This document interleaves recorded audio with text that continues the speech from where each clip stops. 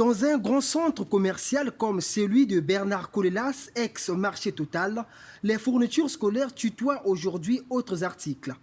Sur des étalages et dans presque toutes les allées de ce grand centre commercial de Brazzaville, cahiers, stylos, tissus de tenues, sacs et bien d'autres éléments font leur apparition au fur et à mesure que la rentrée scolaire s'approche. L'objectif de ces fournitures ici, c'est d'être achetées par des parents d'élèves qui ont l'obligation de préparer le retour des classes à leurs enfants. Mais à une semaine de la date échue, le marché semble encore un désert en termes de clientèle. Et les vendeurs, à l'instar d'Audrey, font grincer des dents car rien ne semble marcher. Non, ça ne marche pas vraiment. Cette année-ci, ça ne marche pas. Auparavant, l'année surpassée, je vendais à peu près 3 à 4 rouleaux. Mais cette année-ci, pour finir même en rouleau, ça ne marche même pas. Ça ne marche pas, papa. Par jour, tu ne vends pas le sac. Même un sac, tu ne vends pas. Les chounats vendent en détail. En gros, on paye, après en détail, si on vend. Même ça, on vend. Maintenant, on va faire comment? Je ne comprends même pas. Ça fait à peine si dans 6 jours, les enfants vont commencer à fréquenter. Mais là même, on ne nous achète pas, même pas un signe de vie. Mais qu'est-ce qui peut justifier cette mévente décriée par ces vendeurs? Serait-ce les prix des articles qui seraient élevés? Non, affirment ces derniers, qui indexent plutôt le manque des moyens financiers chez les parents. Auparavant, la tenue, la gabardine était à 2500.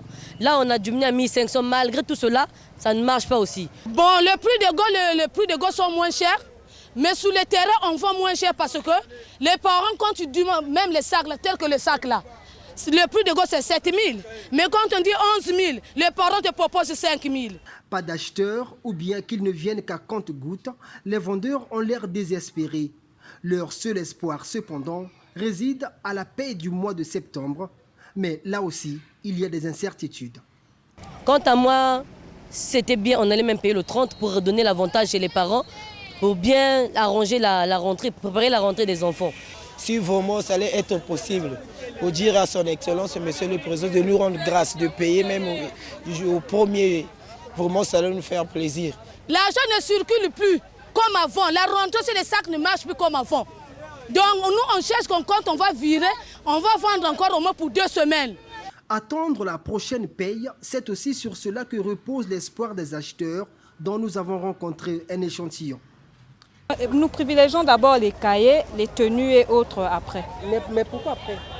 Mais parce qu'il n'y a pas d'argent, vous venez de dire ça. Il n'y a pas d'argent, on paye en retard les salaires.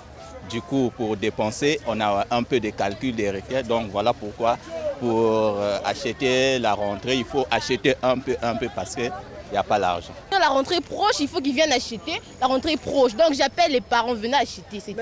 Est-ce que les prix sont abordables? Oui, les prix sont abordables. La situation semble confuse entre vendeurs et potentiels acheteurs de fournitures scolaires. À l'allure où vont les choses, force est de craindre une rentrée scolaire hypothéquée, eu égard au retard avec lequel les salaires des fonctionnaires sont soldés ces derniers temps.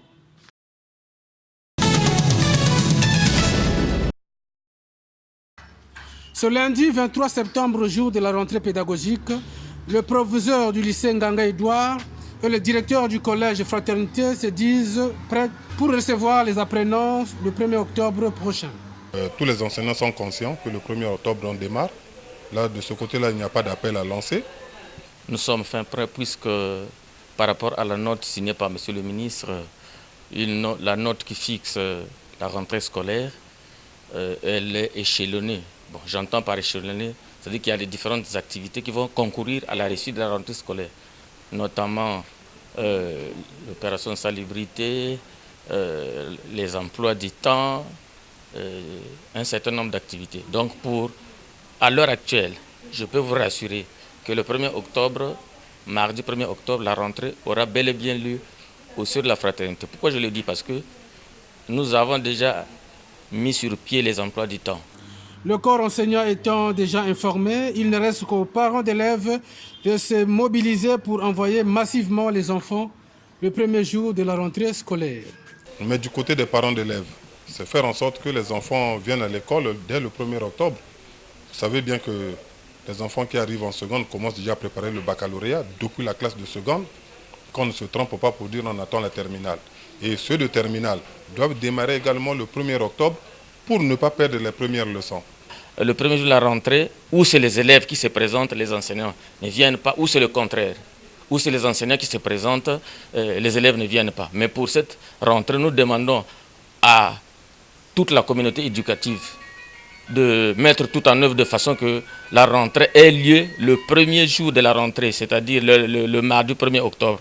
Que les enseignants viennent nombreux, les élèves également viennent nombreux pour que nous démarrions effectivement les cours le mardi 1er octobre. Même son de cloche du côté de UHL, Institut Henri Lopez, qui a délocalisé ses locaux du centre-ville à Mungali dans le 4e arrondissement de Brazzaville. L'Institut Henri Lopez est déjà prêt.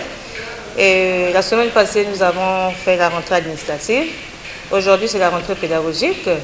Les enseignants sont là. Et chacun prend son emploi du temps déjà.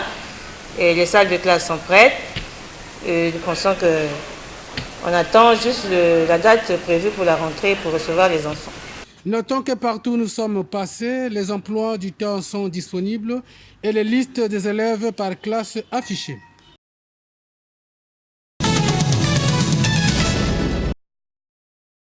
Traversée à Kinshasa vendredi dernier pour préparer la 41e Coupe d'Afrique des clubs champions, l'équipe de la DGSP Handball Senior Dames a livré 2 matchs comme prévu dans la capitale de la République démocratique du Congo.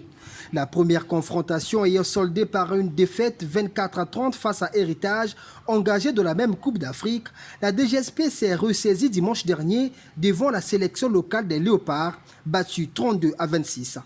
La détermination des dames de Célestin Poa s'est affichée dès la première mi-temps de ce match où la DGSP mène déjà par 19-11. Au terme de ce dernier match de préparation à Kinshasa, l'entraîneur congolais pense que ses joueuses ont bien réagi après la défaite, mais il lui reste encore 2 matchs à Brazzaville avant de se faire une idée définitive de son équipe. Vous avez bien vu qu'on essaie de corriger les déchets du match passé. Donc on a mis un peu plus d'efficacité en attaque. On essaie d'améliorer l'agressivité en défense et le résultat peut être positif. Mais tant mieux pour le résultat, nous, c'est voir à peu près l'image que nous devons préparer pour la compétition. Là, il nous reste encore 2 matchs en repartant pour la suite. Il faudrait qu'on insiste. Et puis la cohérence un peu en défense. Je crois que la première attaque, c'est la défense. Donc il faut que notre défense rassure pour que l'attaque soit parfaite. La délégation de la DGSP rentre cet après-midi à Brazzaville pour poursuivre sa préparation au niveau local avant de s'envoler pour le Cap-Vert le 30 septembre prochain.